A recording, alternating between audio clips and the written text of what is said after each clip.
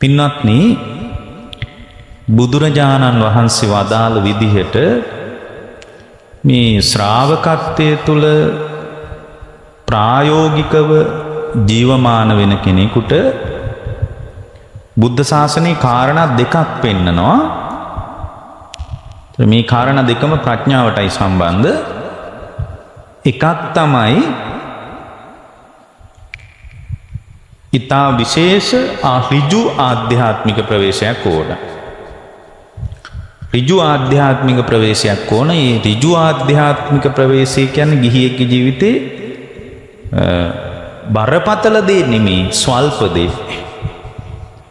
ඇයි ඒක ස්වල්ප දේ වෙන්නේ? මේ ගිහියෙකුට පැවිද්දෙකුට වගේ ඍජුව ධර්මයක් දියුණු කරගෙන යන්න අමාරුයි. මොකද මේ සම්බාධක සහිත ජීවිතයක් තමයි තියෙන්නේ. ඒ නිසා කාරණා දෙකපැත්තකින් අපි අපේ නුවණ හදන්න ඕන. එකක් තමයි ඍජු ආධ්‍යාත්මික වැඩපිළිවෙලක් ඕනේ. යටත් පිරිසින් දිනයකට විනාඩි 25කවත් ආසන්න කාලයක් ඍජු දෙයක්. දෛනික චර්යාව තුළ ධර්මාර්ථයට නැඹුරු වෙච්ච කමක් ඕන. ඒකට අපි කියන්නේ ඒ කියන්නේ දිනචර්යාව තුළ අර ඍජු ආධ්‍යාත්මික ප්‍රවේශයෙන් වෙන් වෙච්ච වෙලාවට ධර්මයක් වමනා කරනවා. ඒ ඍජු ආධ්‍යාත්මික ප්‍රවේශය තමයි හිත පුහුණු කරන අවකාශය. ඒතර හිත පුහුණු කරනකොට ඒ පුහුණු කරන ශ්‍රාවකයා තුළ ඍජු ආධ්‍යාත්මික ප්‍රවේශය කියන්නේ හිත භාවනාව මත යොදන්න ඕන. නැත්තම් මොකක්ද දන්නද වෙන්නේ? එක එක දෘෂ්ටි වලට අහු වෙනවා. දැන් බලන්න අපි ගොඩාක් දෘෂ්ටි වලට අහු වෙලා ඉන්නේ. කේන්දරවලට, නැකත්වලට, දෙවියන්ට, ඊට පස්සේ එක එක ඒවට. දැන් මට මතකයි මේ සමහර පැවිදි වෙච්ච අය පවා එහෙම අහු වෙනවා. දැන් මට මතකයි එක ස්වාමීන් වහන්සේ නමක් වැඩ හිටියා. හොඳට හිටියා. ඊට පස්සේ ඒ ස්වාමීන් වහන්සේ පුදුම තරම් ගුණධර්ම පුරාගෙන ධර්මයක් දියුණු කරගෙන හිටියා. ඊට පස්සේ ඒ ස්වාමීන් වහන්සේට එකපාර දෘෂ්ටියක් ආවා මේ නාග ලෝකයේ ගැන. නාග ලෝකයේ මේ දෙවිවරු අය ඉන්නවා. එයාලා මට පණිවිඩ දෙනවා වගේ විශාල මනෝ ව්‍යාධියකටපත් වුණා. ඒ වෙලෙදි මානසික රෝගම කියලා අපි කියන්නේ. ඉතින් එක්තරා ආධ්‍යාත්මික ප්‍රවේශයකදී ඒ ස්වාමීන් වහන්සේට එහෙම හිතෙන්න ඇති. පස්සේ ටික කාලයක් යනකොට පැවිද්දත් හැරුණා. දැම්මට ආරංචි වුණා විවාහ වෙලා ගෘහස්ත කාමභෝගී ජීවිතේ ඇතුළේ ඉන්න බව. ඒ කියන්නේ සමහරට අපිට හිතන්නවත් බෑ. සමහරලාට අපිත් මේ ගුරු කොට සලකපු සමහර පැවිදි අය. පැවිද්දෙකුත් එහෙමනම් සාමාන්‍ය ගිහියෙක් දෘෂ්ටි වලට අහු වෙන එක ගැන අපි පුදුම වෙන්න ඕනේ. එතකොට මේ දෘෂ්ටි වලට අහු වෙන කම ඇතුලේ අපිට තියෙන ඕන ඍජු ආධ්‍යාත්මික වැඩපිළිවෙලක් සහ දෛනික චර්යාව තුළ ධර්ම භාවිතයක් තියෙන්න ඕන. ඒ භාවිතා කරන එක බැහැරවෙන්න අපිට වෙන දේ තමයි පුළුවන් තරම් අර බුදුරජාණන් වහන්සේගේ දේශනාවෙන් පැත්තකට විසි වෙලා දෘෂ්ටිගත වෙනවා. ඒ දෘෂ්ටිගත වෙච්ච තැනක අරමුණු වල කෙලෙස් හැදෙනවා. දැන් බුද්ධ ශාසනයේ ඉලක්කය තමයි අරමුණේ කෙලෙස් හැදෙන්නේ නැති මට්ටමටම අතුලාන්තය සකස් කරගන්න එක. එතකොට අරමුණේ කෙලෙස් හැදෙන්නේ නැති මට්ටමට අතුලාන්තය দমনය වෙලා නම් ඒකට කියන්නේ අරමුණේ කෙලෙස් සිඳිනවා කියන්නේ. අරමුණේ කෙලෙස් සිඳිනවා කියන්නේ අපි ගන්නේ අරමුණු වල කෙලෙස් එක්ක මිශ්‍ර කරගන්න නැතුව අරමුණ පරිහරණය කරන්න තරම් අපි තුල යම් දක්ෂතාවයක් තියෙන්න ඕන. ඒතර මේ දක්ෂතාවය නැති වුණොත් අරමුණක් පාසාම කෙලෙස් ගොඩ නැගෙනවා. ඒ කෙලෙස් මතින් තමයි සාංශාරික ගමන ඇතුලේ අපි අමාරු වැටෙන්නේ. එතකොට අරමුණේ කෙලෙස් සිඳින්ට උවමනා කරන්නේ මොකද්ද? ප්‍රඥාව. අරමුණ අත්දකින්න තැනම අල්ලන්න උවමනා කරන්නේ මොකද්ද? සිහිනුවන. මොකද්ද? අරමුණ වල කෙලෙස් සිඳින්ට උවමනා කරන්නේ ප්‍රඥාව. ආරම්මණය අපි කිසිදු ප්‍රශ්නයක් විදිහට සලකන්නේ නැහැ. අපි ගන්න අරමුණු ඒව පරිහරණය නොකර ඉන්න ඕනේ නැහැ. අපි අරමුණු ටික වෙනදා වගේම පරිහරණය කරන්න ඕන. හැබැයි අපි දක්ෂ වෙන්න ඕන එක දෙයකට. මොකටද? අරමුණේ කෙලෙස් හැදෙන්නේ නැති වෙන්න බුදුරජාණන් වහන්සේ වදාළ ප්‍රවේශයට එකතු වෙන්න ඕන. අරමුණ අත්දකින්න තැනම අරමුණ හැටියට දකින්න අඳුනගන්න සිහිනුවන වමනා කරනවා. ඒතර ඔය දෙකෙන් තමයි මුළු බුද්ධ ශාසනයම අවධාරණය වෙන්නේ. ඒතර වර්තමාන අරමුණු පරිහරණය කරනකොට අපිට කෙලෙස් හැදෙන්නේ නැත්නම් අපිට අවධානමක් නැහැ. මොනවා කළත් පින්කම් අරවා මේවා මේ අපි කරණේවා තියෙන්නේ. ඒ මොනවා කළත් අරමුණු වල කෙලෙස් හැදෙන මට්ටමට අපේ ඇතුළාන්තය දුර්වල වෙලා නම් ගිහියෙක්කෝ වේවා පැවිද්දෙක්කෝ වේවා අපි සුරක්ෂිත නැහැ. එතකොට ඉතින් අපි මේ ලොකු පින්කම් ගැන තමයි අපේ ඔළුවේ වැඩ කරන්නේ. ඒ කියන්නේ දැන් පින්කම් ගැන අපි ඔච්චර සංවේදී වුණාට අරමුණු වල කෙලෙස් හැදෙනවා නම් අපි සුරක්ෂිත જાතියක් නෙමෙයි. එතකොට අරමුණේ කෙලෙස් ටික කඩන්න අපි පාවිච්චි කරන දේ මොකද්ද? ප්‍රඥාව. අරමුණ විදියටම අඳුනා ගැනීමට උවමනා කරන දේ මොකද්ද? සිහිනුවන. එතකොට දැන් බුද්ධ දේශනාවේ තියෙනවා සති සම්පජඤ්ඤේ භික්කවේ අසති සති සම්පජඤ්ඤ විපන්නස්ස හතූපනිසං හෝති හිරොත්තප්පං කියලා. එතකොට දැන් අරමුණ අපි අරමුණු ගන්නවනේ කොහෙන්ද අරමුණු ගන්න? දැන් මේ අයට ධර්ම ඥානෙ දුර්වලකම් තියෙනවනේ. එතකොට අරමුණු ගන්නෙ කොහෙන්ද? ඇස කන නාසය දිවකය මනසින්. එතකොට ඇස කන නාසය දිවකය මනසින් ගන්නවට අපි කියන ආරම්මන කියලා. එතකොට දැන් ඇස කන නාසය දිවකය මනස තුලින් ගන්න ආරම්මනවල අපිට මුලාවක් පවතිනවා. අපිට පවතින මුලාවක්. ඒකනේ ඒවා සම්බන්ධ අරුබුද දෙකක් අපි තුල මතුවෙන්නේ. මොකක්ද අරුබුද දෙක? එක පැත්තකින් කාම සංඥා ගොඩ නැගෙනවා. අනිත් පැත්තෙන් දෝමනස්සය ඇති වෙනවා. දැන් අපිට සමහර බරපතල දොම්නසක් එනවා. ඇයි? එක්ක බනහන එක විතරයි කරලා තියෙන්නේ. අපේ ඇතුලේ දෝමනස්සයක් එනවා නම්, පටිගයක් එනවා නම් ඒක බනවල අඩුවක් නෙමෙයි. එයා මේ කාරණා දෙකෙන් උපකාරය අරන්නේ නැහැ. ඒ කියන්නේ දැන් පුංචි අරමුණකින් අපිව කලඹවන්න පුළුවන් නම්, පොඩි ආරම්මණයකින් අපිව අවුල් කරන්න පුළුවන් නම්, ඒ ආරම්මණයකින් අවුල් වෙන එක ඇතුලේ තියෙන්නේ මොකද්ද? ප්‍රඥාවේ යෙදුමත් සිහිනුවනේ දුර්වලකමත් ඒ ශ්‍රාවකයා තුළ ප්‍රකට වෙන්නේ.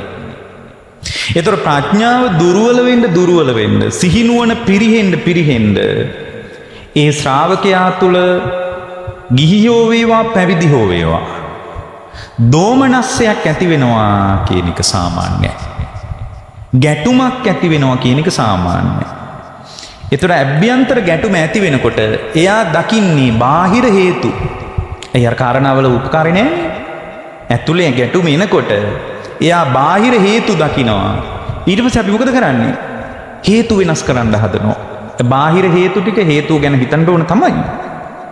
බාහිර සාධක ගැන ඕනෑවට වඩා බාහිර හේතු ගැන ඕනෑවට වඩා කනස්සල්ලක් හදා ගන්නවා. ඒතකොට මේ ඕනෑවට වඩා කනස්සල් එන්නේ ඇයි? කාරණා දෙකක් කඩා වැටිච්ච නිසා. මොනවද කඩා වැටිලා තියෙන්නේ? එතකොට මේ අපි තුල කඩා වැටිලා තියෙන්නේ වෙන දෙයක් නෙමෙයි. අපි තුල කඩා වැටිලා තියෙන්නේ අරමුණේ කෙලෙස් සිඳින්නට හයි ආකාරයට අපේ ප්‍රඥාව නැහැ එකක්. අරමුණ මට්ටමින්ම දැකලා ඒවා ඇති වෙලා නැති වෙලා යන බවට අඳුනා ගැනීම පිණිස සිහිනුවන නැහැ. එතකොට මේ සිහිනුවන නැත්තේ මොකේද? ඇහැ පාවිච්චි කරද්දි, කන පාවිච්චි කරද්දි එයාට ඕන විදිහට හිතන්න ගන්නවා. පින්වත්නි, ඕගොල්ලන්ට ඕන විදිහට හිතුවොත් බුදු කෙනෙක් මොකටද අපිට? දැන් මං හිතන එක හරිනම් මට බුදුරජාණන් වහන්සේ මගේ උදව් ඕනේ නැහැ. දැන් මේ අර දිට්ඨිගත වෙච්ච ශ්‍රාවකයා, දිට්ඨි සම්පන්න ශ්‍රාවකයා නෙමෙයි, දිට්ඨිගත වෙච්ච ශ්‍රාවකයා මොකද කරන්නේ? අර තමන්ගේ චින්තනයේ යථාර්ථයයි ඉස්මතු කරගන්නවා. ඒතර තමන්ගේ චින්තන යථාර්ථය කියලා දැක්කට පස්සේ හැමදාම එළිය අවුලක් පේන්නේ නැද්ද? හැමදාම එළිය අවුලක් පේනවා. තමන්ගේ චින්තනයේ යථාර්ථයේ විදිහට දකින්නකොට හැමදාම බුදුරජාණන්සේගේ චින්තනින් බලන්න. එතකොට අවුල් සහගත තත්ත්වයන් ලෝකෙ ප්‍රකට වෙන්නේ නැහැ. ලෝකේ අරුබුදයක් ප්‍රකට වෙන්නේ නැහැ. බාහිර අරුබුදයක් තියෙනවා කියලා ඔබ කවදාවත් දකින්නේ නැහැ. ඒතකොට යාට පේන්නේ දැන් ඕගොල්ලන්ට Tamanගේ ඇතුලේ නොසන්සුන්කමක්, කලබලයක්, කනස්සල්ලක්, විඩාවක් එනවනම් ඒකෙන් ඕගොල්ලෝ එක දෙයක් තේරුම් ගන්න. මොකද්ද? මගේ ප්‍රඥාව දුර්වලයි. අනිත් පැත්තෙන් තව එකක් තේරුම් ගන්න. මොකද්ද? මගේ සිහිනුවන දුර්වලයි. සිහිනුවන උවමනා කරන්නේ කොතනද? අරමුණ හැටියට අඳුන ගන්න. ආරම්මණය හැටියට අඳුන ගන්නවා. ඒ අඳුන ගන්නකොට යා යාට ඕන විදිහට හිතන්නේ නැහැ. ඕක තමයි ධර්මයේ භාවිතා කරනවා, බහුල වශයෙන් භාවිතා කරනවා කියන්නේ. ඇත්තටම භාවිතා කරනවා කියන්නේ එදිනෙදා ජීවන චර්යාව. අර මං කියන්නේ කාරණා දෙකක් ඕන කියලා. ඔය නිතරම සූත්‍රවල එහෙම තියෙනවා නේද? භාවිතා, බහුලී කතා, යානි කතා, වත්තු කතා, අනුපිතා, පරිචිතා, සුසම. ඔහොම කියනවා නිතරම. ඒක ලස්සන වචන දෙකක් තියෙනවා. භාවිතා, බහුලී කතා. බහුලී කතා කියලා කියන්නේ මොකක්ද දන්නවද? බහුලී කතා කියලා කියන්නේ ඍජු ආධ්‍යාත්මික ප්‍රවේශයට. ඍජු භාවිතා කියලා කියන්නේ මොකද්ද? සිහිනුවන යොදන්න පුළුවන් හැකියාවට. ඔක තමයි භාවිතා, බහුලී කතා කියන්නේ. බහුල වශයෙන් යෙදීම කියලා කියන්නේ ආධ්‍යාත්මික ඍජු ප්‍රවේශයකට ඇවිල්ලා. හිතන්නකෝ දෝමනස්සේ වැඩියෙන් එනවා. පුදුරුවන් තරම් මෛත්‍රී වඩන තැනකට පෙළඹෙනවා. මොකද දෝමනස්සයට කරන්න පුළුවන් බරපතලම අභියෝගය තමයි ඍජු ආධ්‍යාත්මික ප්‍රවේශයකින් මෛත්‍රී සමාධිය වගේ එකක් දියුණු කරන එක. අපි එක පැත්තකින් බලලා යම් නිර්ණායක වලට එන්න ගියොත් එහෙම අපි අසාර්ථක જાතියක්. අපරාධි බුදුරජාණන් වහන්සේගේ දේශනාව. ඒතර බුදුරජාණන් වහන්සේ අපට පළවෙනියෙන් මතු කළේ මොකද්ද? මහණෙනි, ඇතුළ ගිනි ගන්න පුළුවන්, ඇතුලේ අරුබුදයක් එන්න පුළුවන්. මොකක් නිසාද? දර්ශනීය නැති වුණාම. ඒක තමයි පළවෙනි එක. මේ දැන් මෙහෙම කියද්දී ඔයගොල්ලෝ දකින්න ඕන Tamanගේ ඇතුළාන්තේ මිසක් වටේ ඉන්න අයගේ ඇතුළාන්තේ නෙමෙයි. මම දුර්වලයි කියලා දකින්න. ඒ කියන්නේ මේ ಗುಣධර්ම නැත්තම් මම දුර්වලයි කියලා දකින්න, ලෝකේ දුර්වලයි කියලා දකින්න එපා. ලෝකේ දුර්වලයි කියලා දැක්කොත් ඇතුළ ඇවිලෙනවා. පින්වත්නි, බුදුරජාණන් වහන්සේගේ දේශනාවේ සාරය තමයි තමන්ව දකින්න හැකියාව. ඒතකොට තමන්ව දකින්න හැකියාව ඇතුලේ මට කවදාකවත් උවමනා වෙන්නේ නැහැ වටේ ඉන්නයි නිවැරදි කරන්න. ඒකයි බුද්ධ ශාසනය කියන්නේ මේ පින්වත් මහණෙනි, ධර්ම මාර්ගයට ආවට පස්සේ පුළුවන් තරම් ආත්මාර්ථය උදෙසා කටයුතු කරන්න. ආත්මාර්ථය කියන්නේ ධර්මය ඇතුලේ පරාර්ථය කියන එකට වඩා ඉතා වැදගත් කොටස වෙන්නේ ආත්මාර්ථය. ඒ කියන්නේ මම නිවිලා නැත්තම් මේ ශාලාවටම එකතුණු මේ පින්නතුන් නිවුණක් වැඩන්නේ හැම වෙලාවකම Tamanගේ පැත්තට අත දික් කරලා අහන්න මම කොච්චර නිවිලාද කියලා. ඒක අහන්න මට්ටමට ඇතුළාන්ත වෙනස් කරගන්න ඕන නම් ඔයගොල්ලෝ කාරණා දෙකක් කරන්න. උදේම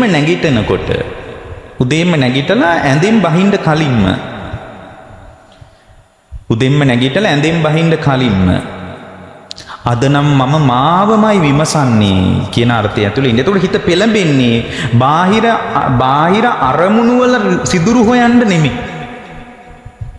කනස්සල්ලක් නැහැ. මේක කරලා බලන්න ඇතුළ කවදාවත් නැති තරම් නිවෙන්න ගනි. උදෙන්ම නැගිටලා ඇඳෙන් බහින්න කලින් හිතන්න අද මාවමයි මං විමසන්නේ.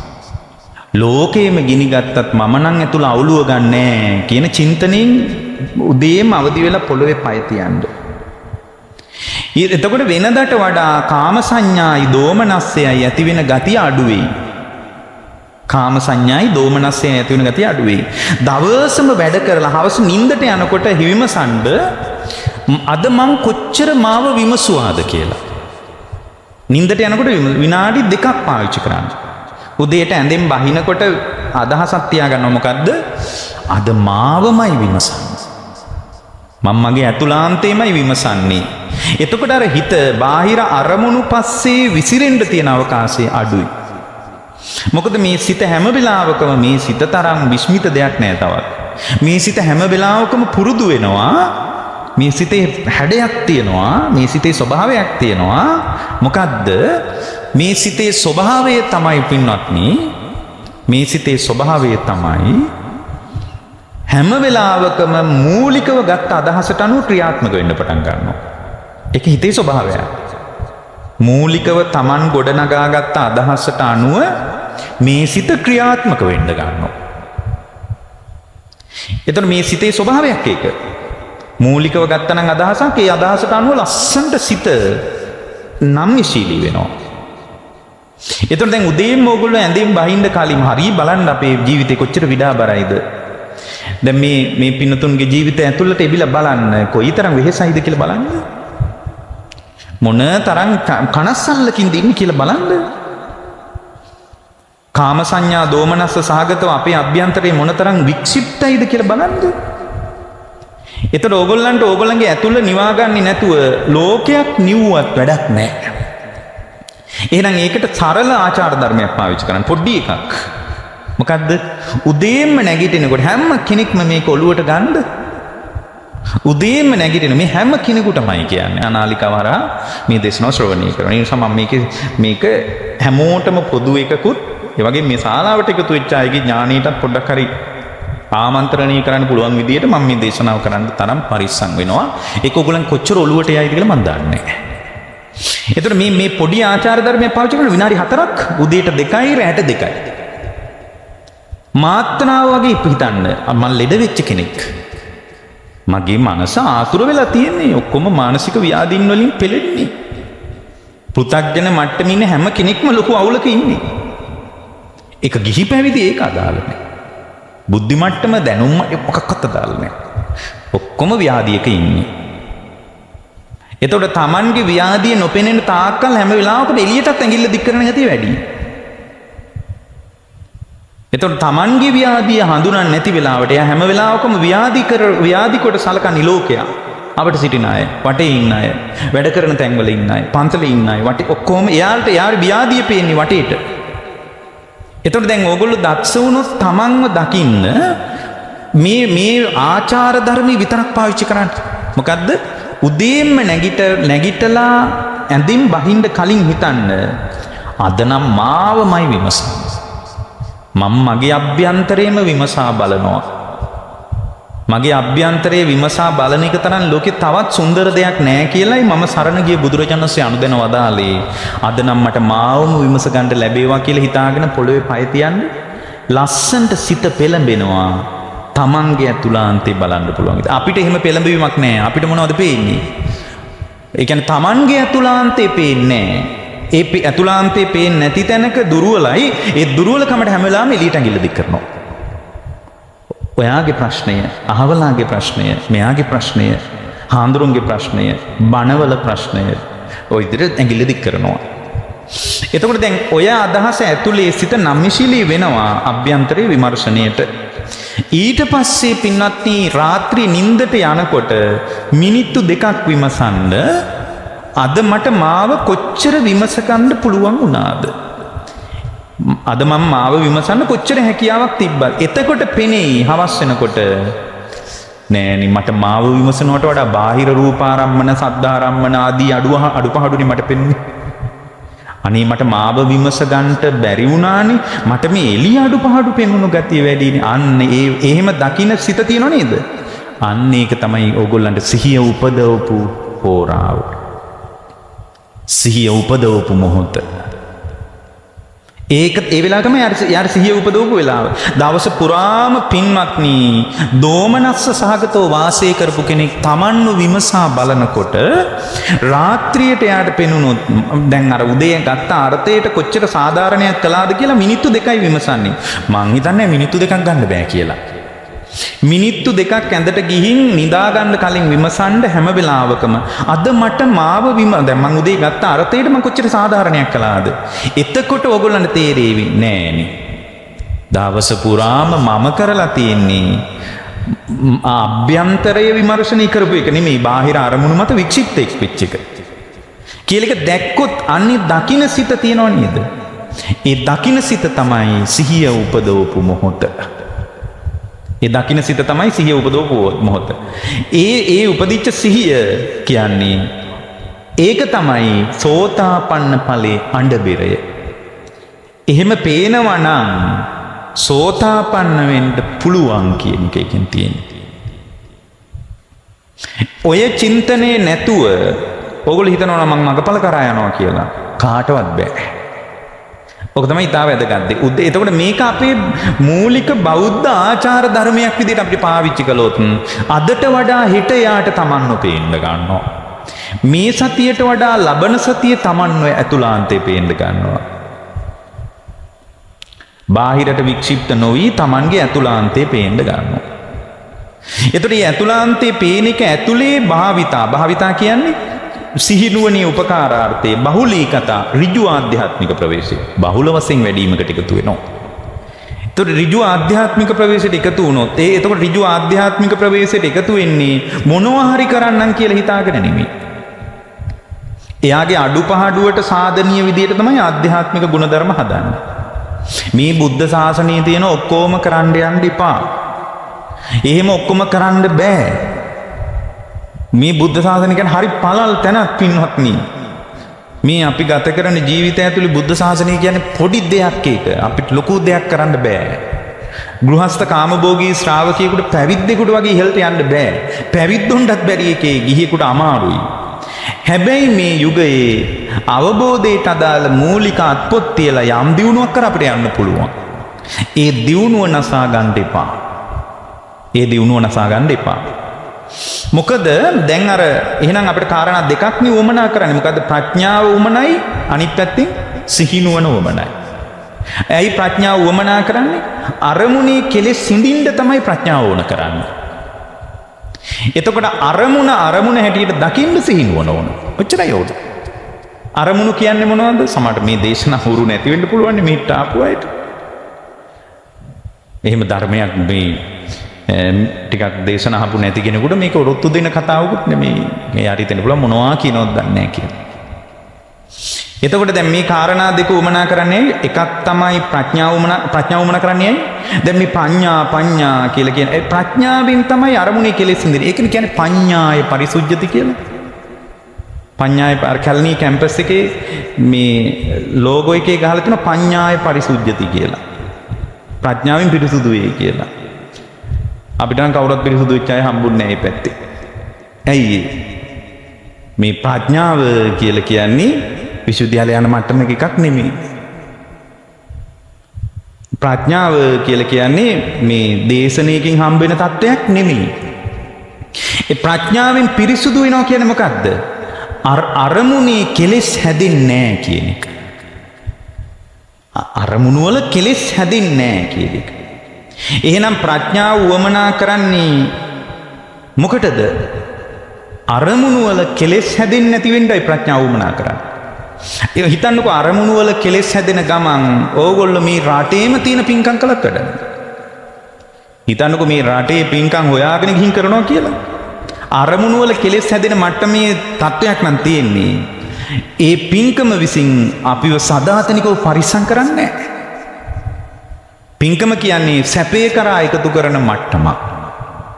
අපිව සැපේ කරා ඔසවා තියන්න පුළුවන් මට්ටමක් තමයි පින්කම කියන්නේ. හැබැයි අපව සුරක්ෂිත කරන්නේ ප්‍රඥාව. බුදුරජාණන්සේගේ ශ්‍රාවකයාගේ අභිමානී තියෙන ප්‍රඥාවත් එක්ක. ඒ ප්‍රඥාව මත යෙදෙන්නේ නැත්නම් භාග්‍යතුන් වහන්සේ ඒ ශ්‍රාවකයාව ප්‍රශංසා කරන්නේ නැහැ. පුළුවන් නම් බුදුරජාණන් වහන්සේගේ ශ්‍රාවකයාව භාග්‍යතුන් වහන්සේ ප්‍රශංසා කරන මට්ටමට එන්න. පන්සලේ හාමුදුරුවෝ ප්‍රශංසා කරන මට්ටමට එන්න එපා. දැන් සාමාන්‍යයෙන් අපි ප්‍රශංසා කරන්නේ හාමුදුරුවෝ කෙනෙක් විදිහට අපි ප්‍රශංසා කරන්නේ ඕගොල්ලෝ අපිට දක්වන ප්‍රතිචාරය. අපිට කොච්චර ටයිල් අරන් දුන්නද? අපිට කොච්චර මේ බෝධියට ගඩොල් කිනක් දුන්නද? ඊට පස්සේ අපේ එදිනෙදා වැඩවලට කොච්චර උදව් කරාද කියන එක ඇතුලේ තමයි සාමාන්‍ය භික්ෂුවකගේ ප්‍රශංසාව යන්නේ. ඒ කියන්නේ ඒ භික්ෂුවට හෝ ඒ සංස්ථාවට කරන උපකාරාර්ථයේ ඇතුව උපකාරාර්ථයේ පරිමාවට ප්‍රශංසා කරනවා. භික්ෂුවකගේ ප්‍රශංසාවක් අපව නිවන්නේ නැහැ. භික්ෂුවගේ ප්‍රශංසාව ඇතුලේ මේ ප්‍රඥාවත් සිහිනුවණත් නැති කෙනා ඒ ප්‍රශංසාවෙන් ඇඳ ගන්නවා හොඳට. ඒ ප්‍රශංසාවෙන් ඇඳ ගන්නවා. ඒ ප්‍රශංසාවෙන් ඇඳගත්ත මිනිස්සු තමයි අපිට ඉන්නේ. ඒ ප්‍රශංසාවෙන් ඇඳගත්ත ගමන් එයා මොකද කරන්න ඕන? ඉක්මනට ටික ගලවලා දාන්න ඕන. ඔකට අර මම මගේ දේශනාවලදී මම කිව්වා මුරුංගත්තේ මෙහි ආයේ තියාවි ඉක්මනට බැහැ ගන්න කියලා. මම කාලයකට කලින් දේශනාවකදී කිව්වා මුරුංගත්තේ තියයි ඕගොල්ලෝ ඉක්මනට බැහැ ගන්න සිහිය තියාගන්න කියලා. මිහි භික්ෂුවකගේ හෝ යම් කෙනෙක්ගේ හිස් වර්ණනාවෙන් ඉලිප්පෙන්න එපා. ඒකෙන් අපි ඔය යහපතක් වෙන්නේ නැහැ. හැබැයි අපිට යහපතක් වෙන එක දෙයක් තියෙනවා. මොකද්ද? බුදුරජාන් වහන්සේ විසින් ප්‍රශංසා කරපු තත්ත්වයක් තියනවාද? අන්න එතනට එකතු වෙන්න. මේ මුළු ලෝකයක් ගැරහුවත් කමක් නැහැ. එයා සුරක්ෂිතයි. ලෝකයක් ගැරහුවත් එයා පරිස්සම් වෙච්ච කෙනෙක්. ඒතර බුදුරජාණන් වහන්සේගේ ප්‍රශංසාව යන්නේ කොයි වගේ මට්ටමටද? අරමුණු ටික පාවිච්චි කරද්දී මොනවද අරමුණු? ආයෙත් මම කියනවා. රූපාරම්මන, සද්දාරම්මන, ගන්ධාරම්මන, රසාරම්මන, පොට්ටබ්බාරම්මන, ධම්මාරම්මන. ඔය ටිකනේ ගන්න. ඔය ටික ගන්න තමයි ඔය ඇඟේ ඔක්කොම කැලේ ටික හැදිලා තියෙන්නේ. මේ ශරීරය ඇතුලේ අභ්‍යන්තර අවයව නහරවැල් ඇටකටු ඒවා ඇතුලේ තියෙන ඇට මිදුළු ඊට පස්සේ වකුගඩු අක්මාව ඔක්කොම හැදිලා තියෙන්නේ මොකටද? ඔය රූප ශබ්ද ගන්ධ රස පොට්ටබ්බ ධම්ම කියන අරමුණු ටික ගන්න පුළුවන් මට්ටමට විපාකයේ මට්ටමින් පැවැත්වීම පිණිස තමයි අනිත් කෑලි බෑලි ඔක්කොගෙම උදව්ව ලැබිලා තියෙන්නේ. මොකද ඔయిత වඩා මුකුත් සංවේදනා මේ කය කොයි විදියට වැඩුණත් ගන්න බෑ. ඇස කන නාසය දිවකය මනසින් ගන්න අත්දැකීම් ටිකෙන් තොරව ඊට වඩා වෙන මොකක්වත් අත්දැකීම් අපිට ගන්න බෑ. ඒ අත්දැකීම් ටික ගන්න පුළුවන් විදියට ඇස හදලා තියෙනවනේ පරණ කර්මයෙන් ඒ පැවැත්ම පිණිස අනික් කටයුතු වලින් අනුග්‍රහ කරනවා. එතකොට දැන් මේකේ වැදගත්ම දේ බුදුරජාණන්සේගේ ශ්‍රාවකයෙකුට අපට අනුදැන වදාලා දෙයක් මොකක්ද? එකක් තමයි ප්‍රඥාවෙන් කරන්නේ අර අරමුණු කෙලෙස් සිඳිනවා. අරමුණ මට්ටමින් අරමුණ කියන එක අරමුණ මට්ටමින්ම අඳුනා ගන්න උවමනා කරනවා සිහිනුවන. එතකොට සිහිනුවන කඩා වැටුනොත් මොකද වෙන්නේ? ඒකයි බුද්ධ ශාසනය කියන්නේ සති සම්පජඤ්ඤේ භික්කවේ අසති අසම්පජඤ්ඤස්ස හතූපනිසං හෝති හිරියොතප්. එතකොට ඒ හිරොත්තප්පන් ඒ කියන්නේ යම් ශ්‍රාවකයෙක් තුල අරමුණ මට්ටමෙම දකින මට්ටමට සිහිය නැත්තම් හිරියොතප් දෙක නැසිලා යනවා කියනවා. මේක තියෙන්නේ සති විපන්න කියලා සූත්‍රයක් තියෙනවා. හිරියොතප් නැසිලා යනවා. හිරියොතප් නැසෙනවා කියන්නේ මේ ලැජ්ජාව බය නැහැ. යා මේ අඟපසඟ පේන විදියට අඳිනවා හරියට අඳින්නේ ඒව හැම නෙමෙයි. හිරියොතප් කියන්නේ මොකද්ද? සිතකයි මේක ගැඹුරින් ධර්මාර්ථය ඇතුලේ අමා නිවන සම්බන්ධ කේන්ද්‍රගත ශ්‍රාවකයෙකුට තේරුම් කරනවා නම් මේ ලැජ්ජාව කියලා කියන්නේ මේ ඒ පුද්ගලයාගේ ලැජ්ජාව කියන්නේ හොඳට මේ හිසේ ඉඳලා පාදාන්තයේ දක්වා වැහෙන්න අඳිනවා කියන එක එහෙම නෙමෙයි. එතකොට මෙතන මේ මහණෙනි සිහිනුවන විපරීත වෙච්ච තැනක හිරියොතක් නැසෙනවා කියලා කිව්වේ මොකද්ද? සිහිනුවන විපරීත වෙන්න ඒ ශ්‍රාවකයා තුළ සිහිනුවන අවශ්‍ය වෙන්නේ මොකද්ද? අරමුණ මට්ටමේම අඳුන ගන්න. ඊට පස්සේ සිහිනුවන තියාගත්ත ශ්‍රාවකෙක් තමයි අරමුණේ කෙලෙස් සිඳින්න පුළුවන්. ඔය දෙක අභ්‍යන්තර වැඩක්, ඒක එළිය වැඩක් නෙමෙයි. ඔය දෙක බනහලා කරන්නත් බෑ. දැන් බලන්න ලංකාවේ අපි කොච්චර බනහනවද? නමුත් මෙච්චර බනහලා අපි ඇතුළ ඇවිස්සෙන්නේ ඇයි? පොඩි දෙයකින් පව අපි කැළඹෙන්නේ ඇයි? මේවා නැතිකමට. ඉතින් මේවා මේ ඇතුළට ගිහින් හදන්න බෑ. කෙනෙක්ගේ ඇතුළට ගිහින් මේවා හදන්න බෑ. එයා දක්ෂ වෙන්න ඕන දේශනාව අහලා මේ දේශනාව අඩුපාඩුයි කියලා නම් හිතන්න මේපා. ඕගොල්ලන්ගේ ප්‍රතිපත්තියේ සිදුරම දකින්න පින්වත්. එතකොට ඕගොල්ලන්ගේ සිහිනුවන කඩා වැටිච්ච එකම දකින්න ප්‍රඥාව මත යොදලා අරමුණේ කෙලෙස් සිඳින්න බැරි වෙච්ච දුර්වල ශ්‍රාවකෙක් මම කියලා දකින්න. ඒ දුර්වල ශ්‍රාවකත්වයේ දකින්න නැතුව අපිට කවදාවත් පිළිසරණක් නැහැ. එතකොට දැන් හොඳට බලන්න සිහිනුවන විපරීත වෙච්ච තැනක මොකද්ද නැසෙනවා කිව්වේ? හතූපනිසං හෝති හිරොත්තප්පං හිරියොතප් නැහැ කියනවා. හිරියොතප් කියන එකට ලස්සන බොහොම සරලම වචනේ මොකද්ද? ලැජ්ජා බය නැහැ කියනවා. මොකද කියනද ලැජ්ජා වෙන්න ඕන ශ්‍රාවකයා? ඒ කියන්නේ අරමුණේ කෙලෙස් හැදෙන මට්ටම ගැන ලැජ්ජා වෙන්න ඕනේ යා. බුදුරජාණන්සේගේ ධර්මයක් මුණ ගැහිලා ශ්‍රාවකත්වයක් මුණ ගැහිලා මේ දෘෂ්ටි වලට අහු වෙලා බලන්නකෝ ලංකාවේ මිනිසුන්ගේ දෘෂ්ටි හිතා ගන්න බෑ කොහොමද කඩන්නේ කියලා. ඒ දෘෂ්ටිය කඩන්නේ කොහොමද කියලා හිතා ගන්න බෑ. එතකොට එච්චර සමහර ඒවාට බැහැගෙන එතකොට දැන් ඒ ශ්‍රාවකයා තුළ හිරොත්ප්ප අර සිහිනුවන විපරීත වුණාම මහන්නේ සිහිනුවන විපරීත වුණාම මහණෙනි හිරොත්ප්ප නැසේ කියලා කිව්වේ මොකද්ද? ලැජ්ජා බය කියලා කියන්නේ ලැජ්ජාව කියලා කියන්නේ හිසේ ඉඳලා පාදාන්තය දක්වා හොඳට වැහෙන්න ඇඳගෙන ඔළුවත් එක්ක වහගෙන ඇස් දෙක විතරක් පේන්න ඉන්න එක නෙමෙයි. එතකොට ලැජ්ජාව කියලා කියන්නේ මොකක්ද දන්නවද? අර අරමුණු පාවිච්චි කරද්දී අරමුණේනේ කෙලෙස් සිඳින්න තියෙන්නේ. අරමුණු ටික පාවිච්චි කරද්දී ඒ පුද්ගලයා තුළ අරමුණේ කෙලෙස් හැදෙන්නේ නැති මට්ටමට ඇතුළ පරිස්සම් කරගෙන ඉන්නවා. ඒ කියන්නේ ප්‍රතිචාර දක්වන්නේ නැහැ. ඒ ප්‍රතිචාර දක්වලා කාවටද ලෝකේ හදන්න පුළුවන්? කවුද හදලා තියෙන්නේ? ඔගොල්ලෝ හොඳට බලන්න අපි ප්‍රතිචාර දක්වලා නිර්වද්‍ය උනේ කවුද? කවුරුත් නැහැ. මේ ධර්මී වුණත් අපි මතු කරන්නේ පුද්ගලිකව කවුරු හරි කෙනෙක් නිවිලා යයි. එතකොට මේ ලැජ්ජාව කියලා කියන්නේ අරමුණු ගන්නකොට, ඇහෙන් රූපේ දකින්නකොට, කනෙන් ශබ්ද අහනකොට ඒවා මනාපේවා හරි අමනාපේවා හරි. මනාපේවත් ඇහෙනවා, අමනාපේවත් ඇහෙනවා. මේ ඕගොල්ලෝ මනාපේවා බලාපොරොත්තු වුණාට හිම මනාපේවා ඇහෙන්නේ නැහැ. මොකද මේ කන ඔයාලගේ වසඟේ තියෙන එක නෙමෙයි. ඒ වසඟේ නොපවතින බව ප්‍රඥාවෙන් දකින්න එච්චරයි. එතකොට කණෙන් අහන ඒවා මනාප වුණත් අමනාප වුණත් අර කම්මලේ බල්ලට වගේ ඉන්න පුළුවන්. ශබ්දේ ඉස්සරහා කම්මලේ බල්ලෙකුට වගේ ඉන්න පුළුවන් මට්ටමට අපි කන පිළිබඳ ප්‍රඥාවෙන් දියුණු කරලා තියෙන්න ඕන. එතකොට ප්‍රඥාවෙන් දියුණු කරාම මොකද? කනේ අරමුණ ගන්නවනේ සද්ධා රම්මණී කෙලෙස් හැදෙන්නේ නැහැ. සද්ධා රම්මණී කෙලෙස් හැදෙන්නේ නැහැ. එතකොට ශබ්දේ ඇහෙනකොටම එහෙනම් අපි ඇවිලුනේ ඇයි? ශබ්දේ ප්‍රශ්නයක් නිසා කියලා බුද්ධ ශාසනය කවදාවත් පෙන්වන්නේ නැහැ. ප්‍රඥාවේ ප්‍රශ්නයක් කියලායි බුද්ධ ශාසනය පෙන්වන්නේ. ප්‍රඥාවේ අරුබුදයක් විදියටයි බුද්ධ ශාසනය පෙන්වන්නේ. එතකොට දැන් මෙතන කියනවා සති සම්පජඤ්ඤේ භික්කවේ අසති සති සම්පජඤ්ඤස්ස විපන්නස හතුපනිසං හෝති හිරුත්තප්පං. මහණෙනි සිහිනුවන විපරීත වුණොත් හිරියොතප් නැසෙනවා කියලා කිව්වේ සරල එකක් නෙමෙයි. ලැජ්ජාව කියලා කියන්නේ අරමුණු අත්දකින්නකොට එතනම ප්‍රතිචාර දක්වන්නේ. දැන් බලන්නකෝ අපි ප්‍රතිචාර දක්වනකොට තැනක් නොතැනක් නැහැ. කවුද ඉන්නේ කොහොමද මොකක්වත් නැහැ. සිහිනුවන නැති වුණාට පස්සේ ශනිකව ප්‍රතිචාර දක්වනවා. පස්සේ තමයි පශ්චාත්තාපය. මේ පෘථග්ජන ශ්‍රාවකයාගේ පශ්චාත්තාපයනේ වැඩි. කනස්සල තමයි වැඩි. ඇයි පින්වත්නි සිහිනුවන තිබ්බොත් ඒ පශ්චාත්තාපෙන්නේ නැහැ. එතකොට දැන් ඇහෙන් රූපාරම්මණය ගන්නකොට, ශබ්දාරම්මණය ගන්නකොට, ඒ අරමුණ ගන්නකොට සිහිනුවන තිබ්බොත් එහෙම, සිහිනුවන නැති වුණොත් එහෙම හිරියොතක් නැසෙනවා. ලැජ්ජාව නැහැ. ලැජ්ජාව නැහැ කියන්නේ අරමුණු වලට ශනිකව ප්‍රතිචාර දක්වනවා. අරමුණු වලට ශනිකව ප්‍රතිචාර දක්වන්න තමන්ගේ සිත තුළ චිත්තචෛතසික ධර්ම හට ගන්නවා. ඊට පස්සේ ප්‍රතිචාර දක්වනවා. එයාට වගේ වගක් නැහැ.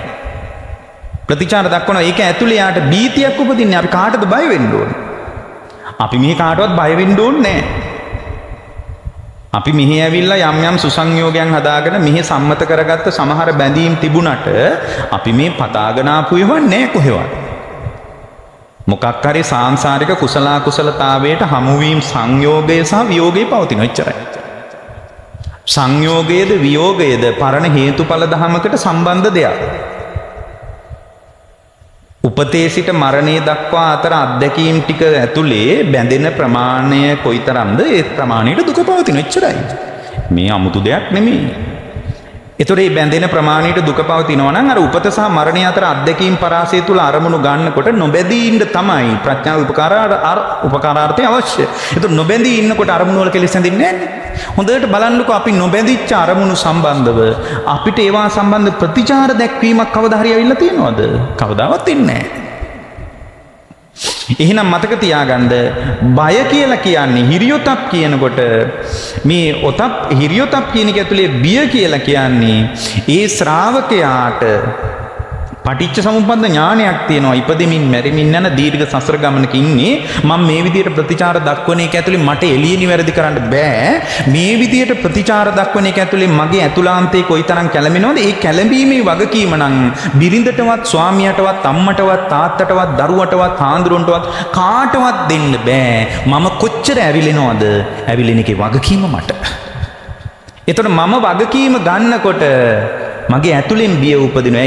මේ මම ප්‍රතිචාර දක්වන විදියට අනුව නැවත නැවත මට සංසාරයේ මේ බඳුම අත්දැකීම් වලට මූණ දෙන්න වෙනවා. ඔබ කොච්චර බනිනවද? ඒ ප්‍රමාණයට බැනුම් අහන්න වෙනවා. ඒක මේ සංසාරික හේතුඵලවාදී රටාවේ ක්‍රමයක්. බනින ප්‍රමාණයට නෙමෙයි යාට බැනුම් අහන්න වෙන්නේ. අන්න ඒක තමයි මේකේ තියෙන අවදානම. ඒකයි මේකට බය වෙන්න ඕන. බනින ප්‍රමාණයටම බැනුම් අහන්න වෙනවා නම් හරි මමත් බැන්න ඒ නිසා ඔයා බැන්න කියලා අපිට කතාව ඉවර කරන්න පුළුවන්. පින්වත්නි, ඕගොල්ලෝ තුල රැස් වෙන කර්මයේ ස්වල්ප වුණාට විපාකයේ ස්වල්ප නැහැ. අඹ ඇටයකින් අඹ ගහක් හැදුනොත් අඹ ගහේ අඹ ගෙඩි හැදෙනවා. අඹ ඇටයක් තමයි ශාස්ත්‍රීය අඹ පළදාවක් හදන්නේ. අඹ ඇටේ ස්වල්ප දෙයක්. හැබැයි අඹ ගහේ හැදෙන ගෙඩිවල පරිමාව ස්වල්ප නැහැ. එහෙනම් පින්වත්නි හොඳට මතක තියාගන්න, ඕගොල්ලෝ තුලින් මතුවෙන යම් වචනයක්, යම් සිතුවිලි ටිකක්, යම් භාවිතයක් ස්වල්ප වුණාට ඒ ස්වල්ප දේ තුලින් රැස් වෙන විපාකය සසරදී ඔබට මුණ ගැහෙන ඒක ස්වල්ප නෑ. ඒක මහත් වූ තත්ත්වයක්. එතන මේ සිහිනුවන විපරීත වුණාම මොකද්ද වෙන්නේ? අරමුණු ඇසුරු කරද්දී ඒවට ප්‍රතිචාර දක්වද්දී යට ලැජ්ජාවක් නැහැ. එතකොට යා මේ ලංකාවේ මිනිස්සු අතර ලැජ්ජාව කියන අර්ථයෙන් නෙමෙයි ගන්න ඕන. ඊට වඩා ගැඹුරු අර්ථයකින්. එයා බිය වෙන්න ඕන මොකටද? මෙබඳු කර්මයක් සිතින් කයෙන් වචනින් මන් තුල රැස්ුණොත් ඒ කර්ම රැස්වීම ඇතුලේ මේ සම්මත ලෝකයා විසින් ඒක කියයි නෑ. ඔයා හොඳ කෙනෙක්. ඔයා ප්‍රතිචාර දැක්වේ හොඳ විදිහට කියලා මේ සම්මත ලෝකේ කියයි. ඔයා කලබල වුණේ කලබල වෙන්න ඕන තැන කියලා කෙලෙස් සහගත කෙනා කියයි. ඒකල මාව නිකන් සංසුන් කරන්නත් හදයි. නෑ ඔයා කලබල වුණේ කලබල වෙන්න ඕන තැන. හැබැයි පින්වත්නි එහෙම මෙහි කෙනෙක් මාව සනසන්න කතා කළාට පින්වත්නි මා තුල චිත්තචෛතසික ධර්ම මත මා තුල ගොඩනැගෙන නාම රූප පරම්පරාව ඇසුරු කරගෙන මා තුල යම් කර්මයක් රැස් වෙනවා නම් ඒ රැස්වෙච්ච කර්මයේ විසින් මට මාව විපාකයේ කරා පමුණුවනවාමයි. ඒ නිසා තමයි අපිට අවබෝධය කියලා දෙයක් මේ කාලේ උවමනා කරන්නේ. මේක ටිකක් ගැඹුරුයි තමයි. මේක ඇත්තටම ගැඹුරුත් නෑ. නමුත් මේ ඉන්න ඒ ශාලාවට එකතු වෙච්ච අයට ගැඹුරක් හිතෙන්න පුළුවන්. එතකොට දැන් හිරියොතප් නැසිනවා කියන්නේ ඕනෝකට පින්නත්. දැන් හිරියොතප් නැසුනොත් මොකද්ද වෙන්නේ? හිරොත්තප්පං අසති හිරොත්තප්පන්න විපන්නස්ස හතූපනිසං හෝත්‍රි ඉන්ද්‍රිය සංවරෝ. හිරියොතප් නැසෙන්න එයාගේ අස සංවර නැහැ. එතකොට අරමුණු පරිහරණය කරද්දී අරමුණට ප්‍රතිචාර දක්වද්දී එයා තුල සිහිනුවණේ උපකාරාර්ථේ නැති වෙන්න ඇස සංවර නැහැ. නැවත නැවත රූප හොයාගෙන යනවා. නැවත නැවත ශබ්ද හොයාගෙන යනවා. ඒ බඳු ශබ්ද හොයාගෙන යනවා. ඒ බඳු රූප ශබ්ද ගන්ධ රස ආදී හොයාගෙන යනවා. හිරියොතප් නැසුනහම සති විපන්න සූත්‍රයේ කියනවා මහණෙනි එතකොට නැසින්නේ ඉන්ද්‍රිය සංවරයයි කියලා. එතකොට නැසින්නේ ඉන්ද්‍රිය සංවරයයි. ආය ගිහින් බලන්න හිතෙනවා. කමන්නේ අපි මම බැනුම් ඇහුවට කමන්නේ කියලා පැත්තකට වෙන්න හිතෙන්නේ නැහැ. ආයෙත් මොනවද කියන්නේ කියලා කන් දීගෙන ඉන්න හිතෙනවා. දැන් කොහොමද දන්නේ කියලා ගිහින් බලන්න හිතෙනවා. එතකොට එයා ආයෙත් ප්‍රතිචාර දැක්කොත් එයා ආයෙ ප්‍රතිචාර දක්වලා ආයෙත් වටයක් ගිහින් ආයෙත් එබිලා බලනවා. හිරියොතප් නැසුනොත් ඉන්ද්‍රිය සංවරේ නැහැ. යම් වෙලාවක පින්වත්නි ඉන්ද්‍රිය සංවරේ නැත්තම් සීලේ නැසිලා යනවා. ඔන්න ඔහොමයි පින්වත්නි සීලේ රැකෙන්නේ. එහෙනම් මතක තියාගන්න පොයට ධර්මශාලාවේදී බුද්ධ ශාසනේ ගැඹුරු සිල් නැහැ. බුද්ධ ශාසනේ පෙන්වන ගැඹුරු සීලේ මොකෙන් දෙන්නේ? සිහිනුවණත් එක්ක. ඇයි? සිහිනුවණ නැසුනොත් හිරියොතප් නැසෙනවා කියනවා. හිරියොතප් නැසුනොත් ඉන්ද්‍රිය සංවරය නැසෙනවා කියනවා. ඉන්ද්‍රිය සංවරය නැසුනොත් මහණෙනි සීලේ නැසිලා යනවා කියනවා. සීලේ නැසුනොත් මොකද්ද වෙන්නේ පින්වත්නි? සීලේ නැසුනොත් සීලේ අසති සීල විපන්නස්ස හතූපනිසං හෝති සම්මා සමාධි. මහණෙනි සීලේ නැසුනොත් සමාධිය නැහැ කියනවා.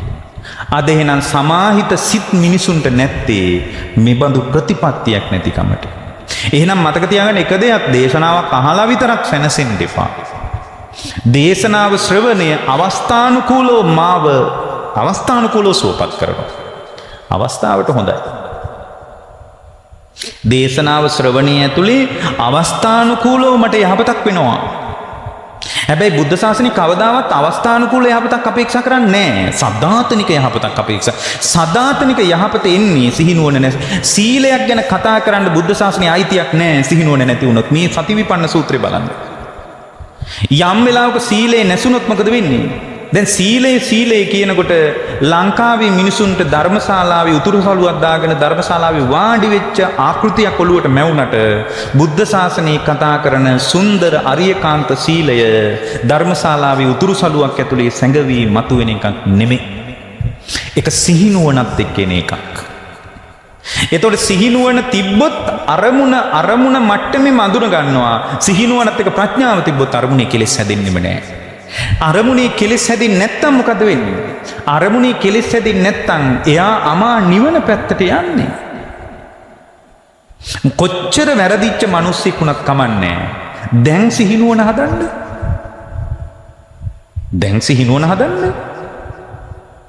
එතකොට සිහිනුවණ හදා ගන්නකොට අපිට තව දේවල් ටිකක් උමනා කරනවා. දැන් එනම් බලන්න සිහිනුවණ නැසුනොත් මොකද්ද වෙන්නේ? හිරියොතප් නැහැ. හිරියොතප් කියන්නේ ලැජ්ජා බය කියලා දහම් පාසල් කතාවෙන් අල්ලන්න එපා. ඒතකොට ලැජ්ජා බය මෙතන ලැජ්ජා බය කියලා කියන්නේ මොකද්ද? අරමුණ අත්දකින්නකොට රූප අරමුණ මුණ ගැහෙනකොට මුණ ගැහිච්ච තැනම යාට ආය ඒක ගැන හොයා බැලීමක් නැහැ. ශනිකෝ ප්‍රතිචාර දක්වනවා. ඒ ශනිකෝ ප්‍රතිචාර දක්වලා ඔයගොල්ලෝ පශ්චාත්තාප වෙනවා නම් ඒ පශ්චාත්තාප වෙන එක ඇතුලේ තියෙන්නේ ඔයාගේම සිහිනුවණ කඩා වැටිච්ච එකමයි. මා තුල යම් පශ්චාත්තාපයක් එනවනම් යම් දෙයකට ප්‍රතිචාර දක්වලා ඒ පශ්චාත්තාප වෙන්නේ ප්‍රතිචාර දක්වනකොට මට සිහිනුවණ තිබිලා නැහැ. ඒක හාමුදුරුවෝ ඉස්සරහා තියෙන්න ඕන එකක් නෙමෙයි. ධර්මශාලාවේ තියෙන්න ඕන එකක් නෙමෙයි. බණහනකොට තියෙන්න ඕන එකක් නෙමෙයි. එදිනෙදා දෛනික චර්යාව ඇතුලේ ඇහැ පාවිච්චි කරද්දී කන පාවිච්චි කරද්දී කියන ශබ්ද ඇහෙනකොට සිහිනුවණ තියෙන්න ඕන පින්වත්නි. එතකොට හිරියොතප් දෙක රැකෙනවා. හිරියොතප් රැකෙනවා කියන්නේ අරමුණට ශනිකව ප්‍රතිචාර දක්වන්න හිතෙන්නේ නැහැ. සිතෙන් කයින් වචනෙන් ප්‍රතිචාර දක්වනකොට බයක් එනවා. මේ ප්‍රතිචාර දක්වන එක ඇතුලේ අවදානම මට තියෙන්නේ. මම මේ විදියට ප්‍රතිචාර දක්වන එක ඇතුලේ ලෝකයට වෙන අයහපතක් නෑ. මමමයි අයහපත කරගත්තේ. මගේ එතකොට මේ වෙන පෙර සංසාරයේ ඔබ සිහිනුවණ නැතුව ප්‍රතිචාර දක්වපු නිසාමයි අද අඬන්න වෙලා තියෙන්නේ. අද ඔයගොල්ලෝ අඬනවා නම් වැළපෙනවා නම් කනස්සල්ලටපත් වෙනවා නම් චිත්ත පීඩා තියෙනවා නම් කායික පීඩා තියෙනවා නම් මානසික පීඩා තියෙනවා නම් කනස්සල්ල තියෙනවා නම් නොඑක ආකාරයේ අභ්‍යන්තරික අරුබුදයක් තියෙනවා නම් ඒ අරුබුදේ පින්වත්නි පෙර සංසාරයේ ඔයගොල්ලන්ගේ සිහිනුවණ දුර්වල වෙච්ච නිසාමයි. ඇයි? පෙර සංසාරයේ සිහිනුවණ දුර්වල වෙලා පෙර සංසාරේ ඉපදෙමින් මැරෙමින් එනකොට සිහිනුවණ දුර්වල වෙලා ඉන්න තාක්කල් ඔයගොල්ලන්ට හිරියොතප් දෙක තිබ්බේ නැහැ. අරමුණට බය නැතුව ප්‍රතිචාර දැක්වුවා. ඔයා එහෙම කිව්ව මං එකක් කිව්ව මං දෙකක් කියනවා කියලා. ඔයා දෙකක් කිව්වොත් මං 10ක් කියනවා කියලා. ඔයා එහෙමනම් මං මෙහිමයි කියලා. ඕගොල්ලෝ එකට එක කරන්න ගිහින් ඕගොල්ලෝ තුල හිරියොතප් දෙක නැසිච්ච නිසාමයි අදත් ඔය විඳවන්නේ.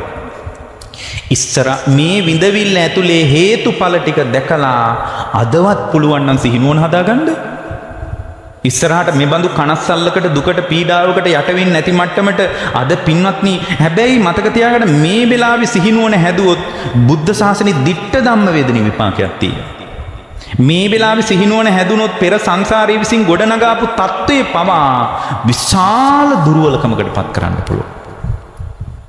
පෙර සංසාරයේ අර සිහිනුවණ නැතිකම නිසා ඇතිවෙච්ච අරුබුදේ පවා ගොඩාක් දුරට සමනය කරන්න පුළුවන්. මෙන්න මේ විදියට දැක්කොත් දැන් සිහිනුවණ විපරීත වුණා මොකද්ද වෙන්නේ? ඉන්ද්‍රිය සංවරය නැසිට යනවා.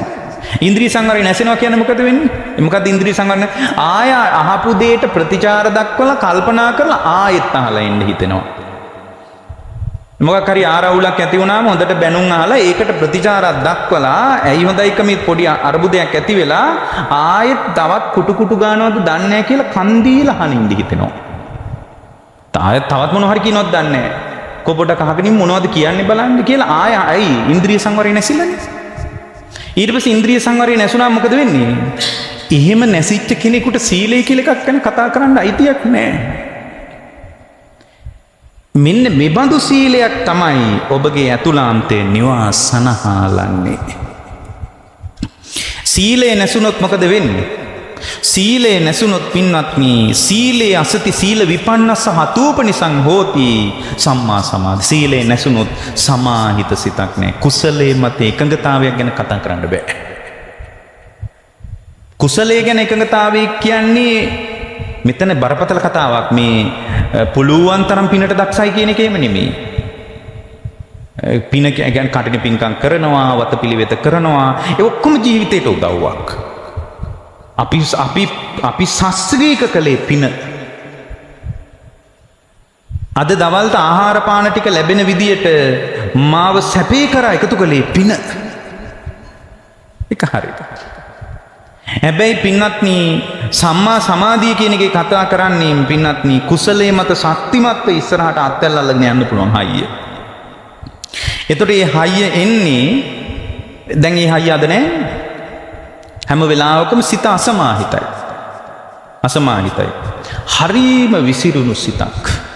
වික්ෂිප්ත වුණු සිතක්. එතකොට මේ සිත වික්ෂිප්ත වුණේ ඇයි කියලා මෙච්චර බනහලත් ඇයි හාඳුරුනේ මගේ සිත වික්ෂිප්ත වෙන්නේ? මෙච්චර සිල් රැකලත් ඇයි හාඳුරුනේ මගේ සිත වික්ෂිප්ත වෙන්නේ කියලා අහන්න එපා. ඒකේ සීලය නැසිලා තියෙන්නේ. නෑ මම හැම පොයටම එනවනේ පන්සලට. නෑ පින්වත්නි සීලය නැසිලාමයි තියෙන්නේ. මේ කියන සීලය සිහිනුවන පදනම් කරගෙන හැදෙන එකක් මිසක් ධර්මශාලාවේදී පෙහෙවස් සමාදන් වීම වගේ අර්ථයක් ඇතුලේ මතුවෙන එකක් නෙමෙයි. යම් වෙලාවක සම්මා සමාධිය නැසුනොත් මොකද වෙන්නේ? සම්මා සමාධි විපන්නස්ස හතූපනිසං හෝති යථාභූත ඥාන දස්සනං. අන්න ඒක තමයි වැදගත් දේ. අර කුසලතාවේ මත එකඟ වෙන්නේ නැතුව හැම වෙලාවකම විසිරුණු සිතකින් නම් එයා වාසය කරන්නේ. යථාභූත ඥාන දස්සනං හතූපනිසං හෝති. යථාභූත ඥාන දර්ශනේ නැසිලා යනවා. මොකද යථාභූත ඥාන දර්ශනේ කියන්නේ? යථාභූත ඥාන දර්ශනේ කියන්නේ ඇත්ත ඇති සැටියෙන් දකින්නකම. අපිට ඇත්ත ඇති සැටියෙන් පේන්නේ නැහනේ. එතකොට ඇත්ත ඇති සැටියෙන් පේනවා නම් පින්වත්නි කර්ම රැස් වෙන්නේ නැහැ. අපිට පේන මට්ටමින්ම ලෝකේ අඳුන ගන්න බෑ. ලෝකේ තියෙන මට්ටමින් අඳුන ගන්න බෑ. අපි ඇතුළාන්තයේ තුල ප්‍රඥප්ති සහගතව පනවාගත්ත ආත්ම දෘෂ්ටියක් ඇතුලේ අඳුන ගන්න. ඒකයි අපිට ලෝකේ මනාප ලෝකේ අමනාප ලෝකේ කියලා බෙදන්න පුළුවන් වෙලා තියෙන්නේ. අපිට බැලුවාම මනාප රූපයි අමනාප රූපයි වෙනම පේන්නේ යථාභූත ඥාන දර්ශනයක් නැති නිසා. දැන් යථාභූත ඥාන දර්ශනයක් තිබ්බොත් දැන් අපගේ බුදුරජාණන් වහන්සේ යථාභූත ඥාන දර්ශනයක් තිබ්බා. ඒතර උන්වහන්සේට ලෝකෙ බෙදන්න පේන්නේ නැහැ. ලෝකෙ බෙදන්න පේන්නේ නැහැ. ඒකනේ රාහුල ස්වාමීන් වහන්සේට යම්තාක් කරුණාවක්ද තිබ්බේ. කසල සෝදකෙක් වෙච්ච සුනීත වගේ කෙනෙකුටත් ඒ බඳුම කරුණාවකින් ප්‍රතිචාර දැක්වුවා. බුදුරජාණන් වහන්සේ තමන්ගේ සුද්ධෝදන රජතුමාට ගිහි කාලේ පියතුමාට ධර්මීය දේශනා කරන්න යම්තාක් කරුණාවෙන් වැඩියද ඒ වගේම පින්වත්නි කුඹුරක වගා කරන බමුණෙකුට නිවන් මඟ පිළිබඳව අවධාරණය කරන්න මාස 4ක් විතර යාගේ කුඹුරට ගිහින් හිතවත්කමක් පාලා තියෙනවා. එක මිනිස්සෙකුට උදව් කරන්න. අපි සරණ ගිය බුදුරජාණන් වහන්සේ කොයිතරම් සුන්දර ශාස්ත්‍රූන් වහන්සේ නමක්ද? එකම එක ගොවියෙකුට උදව් අපි නම් යයිද? එක මිනිසෙකුට උදව් කරන්න. එයා යාගෙන බලාගනිවි කියලා අපි පැත්තකට වෙන්නේ නැද්ද? එක ගොවියෙකුට උදව් කරන්න හැමදාමත් ඒ කුඹුරට යනකොට එයා දැන් ඒ ගොවියක් බුදුරජාණන් වහන්සේව අඳුරන්නේ නැහැ. එතකොට මේ ගොවියාට බුදුරජාණන් වහන්සේ ගැන වැඩකුත් නැහැ යාට. පළවෙනි දවසේ ගියාම ඒ ගොවියා ගණන් ගත්තේ නැහැ. දෙවෙනි දවසෙත් නියර උඩ බලාගෙන ඉන්නවා භාග්‍යවතුන් වහන්සේ. එතකොට එයා ඇහුවා මේ තමුන්වහන්සේ කොහෙද යන්නේ? නෑ මම ඔබගේ වගාව දෙස බලාගෙන ඉන්නවා. එච්චරයි. හැබැයිද කතා නෑ. ඊළඟ දවසෙත් එතනින් වඩි බුදුරජාණන් වහන්සේ පිණ්ඩපාතේ වැඩම කරලා වඩිනකොට එතනට වෙලා ඉන්නකොට එයාට හිතුණා මේ මුනිවරයා බොහොම හොඳ කෙනෙක්. ඔබ වහන්සේ කොහෙද ඉන්නේ? කොයි ආරාමෙද ඉන්නේ? ඔබ වහන්සේ මොන වගේ මතවාදියෙක්ද කියලා බුදුරජාණන් වහන්සේ කතා කරන්නේ. ඒතකොට ඉතින් මිත්‍රශීලීකමක් ගොඩනගෙන බුදුරජාණන් වහන්සේ පටිච්චසමුප්පාද කියන්නේ එනම් බමුණ මඩ හොදාගෙන වාඩි වෙන්න අපි පටිච්චසමුප්පාදේ කතා කරමු කියලා එහෙම කියන්න ගියේ නෑ. ඒතර බුදුරජාණන් වහන්සේ මොකද කළේ? ප්‍රියමනාප කතාවක යෙදුණා. ආගිය තොරතුරු ඇහුවා. දරුවෝ ඉන්නවද කියලා ඇහුවා. කුඹුර කාගේද කියලා ඇහුවා. දැන් වපුරන්ට නේද ලෑස්ති කියලා ඇහුවා. ඉස්සරහට වහිද දන්නේ කියලා ඇහුවා. ආගිය තොරතුරු ඇහුවා. එතකොට අර කල් මිත්‍රශීලීකමක් ගොඩ නැගුණා. ඊ වපුරන කොටත් වැඩියා. දානේ බලාගෙන ආපු ගමනක් නෙමෙයි. වපුරන කොටත් වැඩියා. එතකොට එයා මඩ හොදගෙන යාම ඇවිල්ලා නියර උඩට ඇවිල්ලා ලියදි පෙන්න එයා කිව්වා ශ්‍රමණයන් වහන්සේ එතකොට බමුණු කතා කරලා තියෙන්නේ ශ්‍රමණ බවත් ගෞතමයන් වහන්සේ කියලා. බමුණු ආමන්ත්‍රණය කරන්නේ එහෙමයි. මේ ශ්‍රමණ බවත් ගෞතමයන් වහන්සේ දැන් ඔක්කොම සීසාලා ඉවරයි අද වපුරනවා. අර ලියදි වපුරලා තියෙන්නේ. දැන් මේ ටිකයි වපුරන්න තියෙන්නේ කියලා මනාප කතාවක යෙදුනා. ඔය විදිහට විටින් විට බුදුරජාණන් වහන්සේ එනකොට මේ බමුණට අදහසක් ආවා මේ ශ්‍රමණ බවත් ගෞතමයන් වහන්සේ මට ගොඩාක් මනාප කෙනෙක්. මමත් ශ්‍රමණ බවත් ගෞතමයන් වහන්සේට මනාප කෙනෙක්. අපි දෙන හොඳ යාළුවෝ. දැන් බුද්ධත්වයේ ගැන ලොකු අදහසක් නැහැ යාට. එතකොට එයා හිතුවා මේ වගාවෙන් එක ලියද්දක් ශ්‍රමණ බවත් ගෞතමයන්ට වෙන් කරන්න ඕන. එයාට වෙන් කරන්න ඕන. එක ලියද්දක් වෙන් කරලා මේ ශ්‍රමණ බවත් ගෞතමයන් වහන්සේට අස්සන්න දෙන්න ඕන. එයා දන්නේ අස්සනු ගෙදර තියාගෙන කුටියේ තියාගෙන භුක්ති විඳින එකක් බුදු සසුනේ නෑ කියලා එයා දන්නේ. එයා හිතුවා මේ ලියද්දෙන් යම් අස්සන්නක්ද ගන්නෙ ඒ අස්සන්න මල්ලකට දාලා ශ්‍රමණ බවත් ගෞතමයන්ගේ කුටියට යවන්න ඕනේ කියලා එයා කල්පනා කළා. ඇයි යා පටිච්චසමුපාදයේ ආර්ය අෂ්ටාංගික මාර්ගයේ ගැඹුරු බුදු මොකක්වත් දන්න කෙනෙක් නෙමෙයිනේ. මෙච්චර කල් ආවට මෙහිම ගැඹුරු දහම් කතාවකට සුසංයෝගයක් හැදුනෙත් නෑනේ. මේ බුදුරජාණන් වහන්සේ මේ ආවට කියට බණ කියන්නේ නැහැ. හොඳට කල්යන් එනකම් බලාගෙන ඉන්නවා. දක්ෂ කෙනෙක් එහෙමනේ. පාරේදී බණ කියන්නේ නැහැ. ධර්මයේ ඕන වෙන තැනට තමයි ධර්මය යොදන්නේ. මොකද මේ ධර්මයේ ගොඩාක් වටිනා දෙයක්. මේ ආවට කියට කඩපිල්වල මතු කරන්න ඕන එකක් නෙමෙයි. ගෞරවයෙන් මතු වෙන්න ඕන. ධර්ම ගෞරවය නැත්තම් බණ කියන්නත් එපා කියලා තියෙන එක. බුද්ධ ශාසනයේ ධර්ම ගෞරවය නැත්තම් බණ කියන්නේ නැහැ. ඒ නිසා මේ ධර්ම ගෞරවය කියන හරිය වැදගත් දෙයක්. දැන් බලන්න මේ ශාලාවේ එක තැනින් තැන ෆෝන් එහෙම සද්දය ඇහෙනවා. ඇයි? ඒක ධර්ම ගෞරවයට විශාල බාධාවක්. ඒතර ඒක ඇතුලේ යම්කිසි භික්ෂුවකට ධර්ම ගෞරවයේ පිරිහුණාවද්දෝ කියලා සැකයක් ආවොත් ඒ භික්ෂුවට ඒකෙන් යම්කිසි ආකාරයක ආපත්‍යක් වෙන්න පුළුවන්. කවදාවත් මේ දැන් මේ රූපවාහිනිය හරහා විශාල පිරිසක් බලනවා. කවදාවත් ධර්ම ශ්‍රවණයට එනකොට ඔය Tamanගේ ජංගම දුරකථන එක්ක අරන් එන්න එපා. එක්ක ඒක ක්‍රියාවිරහිත කරගන්න. මොකද මේ දේශනාව ඇතුලේ ඕක සද්ද වුණා කියලා ඕගොල්ලන්ට ඒකට කරන්න පුළුවන් දෙයක් නැහැ. ඒකට ප්‍රතිචාර දක්වන්නත් බෑ. ඒක ඇතුලේ මේ ශාලාවෙන් භාගයක් නොසන්සුන් වෙනවා. මොකද බොහොම ලදරු චින්තනයක් තියනා ඉන්නේ. කාලයක් ධර්මයේ දියුණු කරපු අය නෑ නේ. බොහොම ස්වල්ප වශයෙන් ධර්මයේ හිම්මිහින් අල්ලපු අය ඉන්නේ. ඒතකොට ඒ බඳු ශ්‍රාවකයෙකුට මේ ධර්ම කතාවට ඇති වෙන බාධා විසින් ඒ ධර්මයේ තුල ගොඩනැගෙන විතර්ක විචාර සහිත ඒ කුසල චින්තනය මේක පාර කඩා වැටෙන්න පුළුවන්. ඒ වෙලාව ව්‍යාපාද සිතක් වුණත් උපදින්න පුළුවන්. ඒ මොහොතේ ඒ නිසා මේ ධර්ම ගෞරවය කියන එක හරිය වටිනා දෙයක්. ඒකයි භාග්‍යවතුන් වහන්සේ ආවට ගියා උන්වහන්සේ හොද්දට කල්යල් බලලා තමයි දේශනාව කරන්නේ. සමහර අයට පාත්‍රය අතේ තියාගෙන දේශනාව කරලා තියෙනවා. ඒ අවබෝධය කරා යන්න පුළුවන් හැකියාවන්. දැන් භාග්‍යවතුන් වහන්සේ පාත්‍රය අතේ තියාගෙන බාහිය වගේ කෙනෙකුට දේශනාව කළේ බාහිය කියන්නේ අපි වගේ නොමේරු ප්‍රඥාවක් තියෙන කෙනෙක් නෙවෙයි. බාහිය කියන්නේ මේ බුද්ධ ශාසනයේ කෙටියෙන්ම වදාළ ධර්මයේ අවබෝධය කරගන්න පුළුවන් ඉහළම භික්ෂුව. ඒකයි භාග්‍යවතුන් වහන්සේ පාත්‍රය අතේ තියාගෙන ආයතනික දමනය ගැන මේ භාග්‍යවතුන් වහන්සේ දේශනාව කළේ. ඒතර උන්වහන්සේ දන්නවා යාට මේ ධර්මපද 3-4න් යාට වෙන යහපත අමා නිවනමයි කියලා දන්න නිසායි. ඒ නිසා පින්වත්නි මේ ධර්ම ගෞරවය හරි වටිනවා. දැන් බලන්න යාට බණ කියන්න බුදුරජාණන් වහන්සේ වැඩම කරලා මාස ගාණක් දැන් අර පුද්ගලයාගේ හිතේ පැලවෙනවා මේකෙන් කොටසක් ශ්‍රමණ බවත් ගෞතමයන් වහන්සේගේ වැඩ ඉන්න ආරාමයට යවන්න ඕන. උන්වහන්සේ මගේ බොහොම කල්යාණ මිත්‍රයෙක් කියලා. එතකොට එයාගේ කුඹුර ගම් වතුරට හේදිලා යනකම්ම බුදුරජාණන් වහන්සේ විටින් විට වඩිනවා. මොකද එයාට ධර්මයේ මතු කරන්න පුළුවන් වෙලාව වෙනකම් හොඳට මතක තියාගන්න ජීවිතේ කනස්සල්ලක් මතු වෙනවා නම් පශ්චත්තාප වීමක් මතු වෙනවා නම් එතන තමයි ධර්මයේ මතු කරගන්න පුළුවන් හොඳම තැන. ජීවිත යම් කෙනෙක් තුළ පශ්චත්තාප වීමක් කනස්සල්ලක් මානසික විඩාවක් කායිකව මානසිකව ඇති වෙන ඊටාම් විශාල අර්බුදකාරී මට්ටමක් එනවා. ඒක ධර්මයෙන් බැලුවොත් ඒ බලන බැල්ම විසින් ඔබව මඟඵල කරා එකතු කරන්න පටන් ගන්නවා. ඊට පස්සේ එයාගේ කුඹුර හේදිලා ගියාම එදා බුදුරජාණන් වහන්සේ කුඹුරට වඩින්නේ නැතුව භාග්‍යවතුන් වහන්සේ කෙලින්ම වඩින්නේ එයාගේ ගෙදරට. ඒතර මහා විශාල කනස්සල්ලකින් අපේක්ෂා බංගත්වයකින් ඉන්නකොට භාග්‍යවතුන් වහන්සේ වැඩි බව එයාට හරීම ප්‍රබෝධමත් චින්තනයකට උදව් වුණා. බුදුරජාණන් වහන්සේ වැඩම කරලා ඉන්න බව අහනකොටම එයා කඳුළු පියදාගත්තා. බුදුරජාණන් වහන්සේ දේශනාව කරනකොට එයා දන ගහලා වාඩි වුණා. භාග්‍යවතුන් වහන්සේගේ සිරිපා සටහන් නිඹල වැන්දා. එයා අවබෝධය කරා ගියා. එකම එක පුද්ගලයෙකුට මාස 4ක් විතර ධර්මීය කියන පස්සෙන් වැඩියා කියන්නේ. ඒක ඇතුලේ තියෙන යථාභූත ඥානෙමයි. ඒතකොට යථාභූත ඥානෙ නැති වෙන්න මොකද වෙන්නේ? යථාභූත ඥානෙ නැති වෙන්න එයාට ලෝකෙ බෙදන්න පුළුවන්. මනාප අමනාප වශයෙන් ලෝකෙ බෙදන්න පුළුවන්.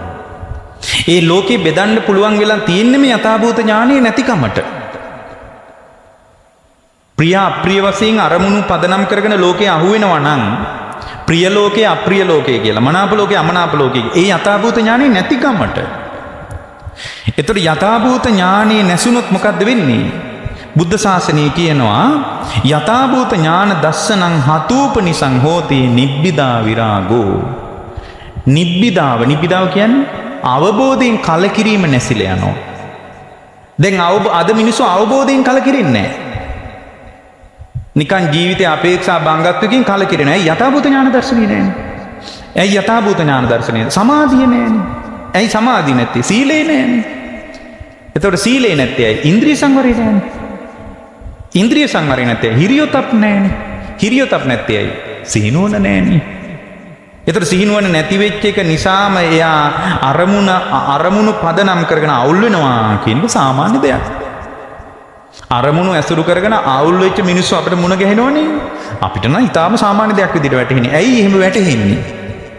දන්නවා එයාගේ සිහිනුවන කඩා වැටිච්ච බව. හැබැයි මේ ඔක්කොටම අපි කියන්නේ පින්වත්නි වහවහා සිහිනුවන හදාගන්න. එතකොට සිහිනුවන හදන රටා ගැන අපි ඕන තරම් දේශනා කරලා තියෙනවා. ඒතර යථාභූත ඥාන දර්ශනේ නැහුනොත් මොකද්ද වෙන්නේ? නිබ්බිදා අවබෝධයෙන් කලකිරෙන්නේ නැහැ. අවබෝධයෙන් කලකිරීම කියන්නේ එපා වීම නෙමෙයි. අවබෝධයෙන් කලකිරීම කියන්නේ අර යථාභූත ඥාන දර්ශනය ඇතුලේ චතුරාර්ය සත්‍ය දකින්න දුක්ඛ සත්‍ය, සමුදය සත්‍ය, නිරෝධ සත්‍ය, මාර්ග සත්‍ය දකින්න යා තුල මිබඳු දුකක් නම් ආයේ එපා කියලා අදහසක් එනවා. අපි අද පින්වත්නි දුක ප්‍රාර්ථනා කරගෙන ඉන්න જાතියක්. නිකන් දුක නැත්තම් නිින්ද යන්නේ නැති જાතියක් අපි. දුක ගලන්නේ නැත්තම් නිින්ද යන්නේ නැති જાතියක් අපි. එතකොට දැන් යථාභූත ඥාන දර්ශනය නැසුණු නිබ්බිදා විරාගෝ අවබෝධයෙන් කලකිරීමක් නැහැ, විරාගෝ නොයල්මත් නැහැ. ගිය තැන ඇලෙන කමක් අපිට තියෙනවා. නිබ්බිදා විරාගෝ අසති නිබ්බිදා විරාගස්ස හතූපනිසං හෝති විමුක්ති ඥාන දර්ශනං. විමුක්ති ඥාන දර්ශනයත් නැතිලා යනවා. චිත්ත විමුක්තියත් පඤ්ඤා විමුක්තියත් නැතිලා යනවා. ඒ නිසා දැන් චිත්ත විමුක්තියත් ප්‍රඥා විමුක්තියත් නැසිනවා කියලා කියන්නේ අර අරමුණේ කෙලෙස් සිඳින්නේ නැහැ. ප්‍රඥාවේ ඉලක්කයේ සාධනය වෙන්නේ නැහැ. ඒ නිසා ඔබට ඊටාම කරුණාවෙන් යෝජනා කරන්නේ මේ සති විපන්න සූත්‍රයේ මතු කරපු ධර්මාර්ථය හදන්න. ඒක ඇතුලේ අපිට තියෙන කාරණා දෙකක් හදන්න. ඒ කාරණා දෙක තමයි අරමුණු අපි පාවිච්චි කරනවා. අරමුණු පාවිච්චි කරද්දී සිහිනුවන තියාගන්න. ඒ සිහිනුවන තියාගන්න ඕන අරමුණ මට්ටමින් අඳුනගන්න. අරමුණ මට්ටමින් අඳුනගන්න බැරි සිහිනුවන නැති වෙච්ච නිසා අරමුණේ කෙලෙස් හැදෙන්නේ නැති වෙන්න. අරමුණේ කෙලෙස් සිඳිලා යන්න ප්‍රඥාව තියාගන්න. ඒ ප්‍රඥාවේ අර්ථය තමයි මෙතන විමුක්ති ඥාන දර්ශනය කියලා අන්තිමටම කියන්නේ. ඒක. ඉතින් මේ විදිහට Tamange ඇතුලේ ගුණධර්ම තිබ්බොත් අපි සුරක්ෂිතයි. ඔය ටික නැතුව ඕගොල්ලෝ මොනව කළත් සුරක්ෂිත නැහැ. ඕගොල්ලෝ නෙමෙයි මමවත් සුරක්ෂිත නැහැ. මෙච්චර බණ කියන මමත් සුරක්ෂිත නැත්තම් ඔය ටික නැත්තම් මේ ඉඳලා හිටලා මෙහෙම බණක් අහන ඕගොල්ලෝ ගැන මොන කතාවද? මේ කතාව ඇතුලේ තමයි ඔබේ මගේ අප දෙදෙනාගේම සුරක්ෂිතකම පවතින. ඒ නිසා පරිස්සම් වෙන්න පින්වත්නි. ඒ පරිස්සම වෙනුවෙන් අපිට කරන්න පුළුවන් මෙපමණයි. හැබැයි මේ ಗುಣධර්ම ඔයගොල්ලෝ ටිකෙන් ටික හදලා බලන්නකෝ. මාසයක් කමාරක් යනකොට ඔය තියෙන ඔක්කොම අතුරු ආන්තරා කඩාගෙන වැටෙන්නේ නැද්ද කියලා? ඔක්කොම ප්‍රශ්න, ඔක්කොම අරුබුද, අභ්‍යන්තරික හේතු, බාහිර හේතු, අභ්‍යන්තරික ඇවිලීම්, බාහිර ලෝකේ පදනම් කරගෙන ඇවිලීම්, කනස්සල්ල, අපේක්ෂා බංගත්වය ඔක්කොම කඩා වැටෙනවා මේ බඳු ස්වල්ප ගුණධර්ම ටිකක් ඇතුලේ ශක්තිමත් වුණා. එයි මේ ගුණධර්ම ඇතුලේ අයි තමන්වමනේ පේන්නේ. මම ලෝකයේ දකි මම අරමුණු පරිහරණය කරද්දි මට මාවම පේනවා නම් මට අරමුණු වල අරුබුදයක් පේන්නේ නැහැ, මට මගේ අරුබුදේ පේන්නේ. ඒ නිසා බුදුරජාණන් වහන්සේගේ සුන්දර ශ්‍රාවකෙක් බඳු ආකාරයටයි විමසා බලන්නේ. ඒ නිසා අපි බොහොම සරල දේශනාවක් මේ කළේ. හැබැයි මේ සරල දේශනා අර්ථයට එකතු වුණොත් අපිට කවදාවත් වරදින්නේ නැහැ. එතකොට මේ ಗುಣධර්ම පෙළට හදන්න, මේ ಗುಣධර්ම හදන්න ඕගොල්ලන්ට තැන වැදගත් නැහැ, ස්ථානීය වැදගත් නැහැ, ආහාර රටාව වැදගත් නැහැ, අඳින විදි වැදගත් නැහැ, මොකුත් වැදගත් නැහැ. අභ්‍යන්තරයේ විමර්ශනය කිරීම පිණිස සූදානම තමයි වැදගත්. එතකොට මේ සූදානමට අවශ්‍ය දේ මං කිව්වා පොඩි ආචාර ධර්මයක් හදන්න කියලා දේශනාවේ මුලින්ම. මොකද්ද? අර උදේ කරන්න දෙයකුයි හවස කරන්න දෙයකුයි කිව්වේ. විනාඩි දෙක. ඒක කළොත් මේකට සූදානම් වෙනවා. ඒ කියන්නේ ඇඳෙන් බහින කකුල බිම තියන්නේම ප්‍රබෝධමත්ව අවදි වෙච්ච කෙනෙක් කකුල බිම තියන්නේම අනේ මට මාව හම්බ වේවා කියලා. ඔබට ඔබව මුණ ගැහෙන තාක්කල් ලෝකෙම මුණ ගැහුණත් ශ්‍රේෂ්ඨ නැහැ. මට මාව හමු වීම තරම් ලෝකේ කිසිවෙකුවත් හමු වීම සුන්දර නැහැ. හැමදාම ඇඳින් බහින්න මට මාව මුණ ගැහෙන දවස උදා වේවා කියලා හිතාගෙන අනේ මට මගේ අභ්‍යන්තරික ප්‍රශ්නය, අභ්‍යන්තරික අරුබුදයම පිනේවා, බාහිර අරමුණු වල නෝ මට මගේ අතුලාන්තයේම කියව ගන්න ලැබේවා කියන අර්ථයෙන් ඔගොල්ලෝ පොළවේ පය තිබ්බොත් නින්දට යනකොට මට මාව කොච්චර දකින්න පුළුවන් වුණාද, මට මාව හමු වීමට තිබ්බ කොච්චර අවකාශයක් තිබ්බද කියලා බලද්දී නෑනේ අරමුණත් එක්ක හැප්පුණේ කනේ උනේ කියලා දැක්කොත් ඒ දකින්න මට්ටමේ උපදින්නේ